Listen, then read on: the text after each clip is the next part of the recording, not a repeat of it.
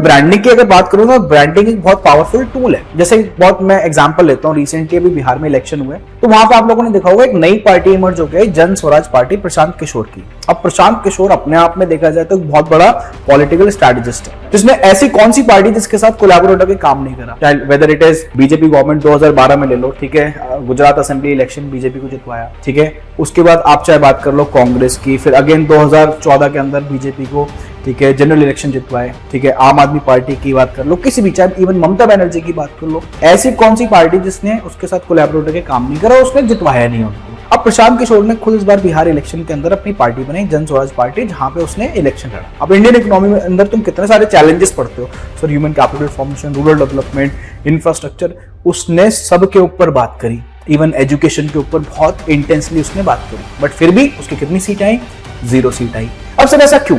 जैसे आप लोग जानते हो कि बीजेपी की ब्रांडिंग बहुत अच्छी है।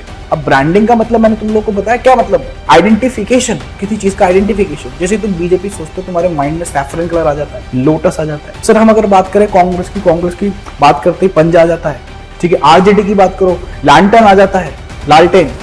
तो तुम लोगों को पता रहता है, बट अगर मैं तुम लोगों से पूछूं, मुझे बताओ प्रशांत किशोर की पार्टी का सिंबल क्या, तो मेरे को बता ही नहीं पाओगे। जितने भी प्रशांत किशोर ने जितनी भी कॉन्फ्रेंसेस करी, जहां पे जितनी पदयात्रा करी, ठीक है, कहीं पे भी उसने अपनी पॉलिटिकल पार्टी का सिंबल यूज ही नहीं करा। मुझे लगता है ये उसकी सबसे बड़ी मिस्टेक रही कि उसको यूज करना चाहिए था।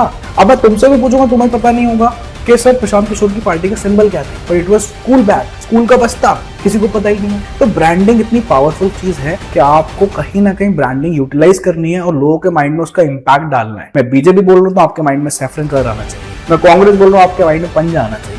तो ये सारी की सारी बातें बहुत इंपॉर्टेंट होती है, इसलिए मैं बोलता हूँ कि ब्रांडिंग एक प्रोडक्ट की क्या हो जाती है? Branding is the identification, branding is the identification of the product.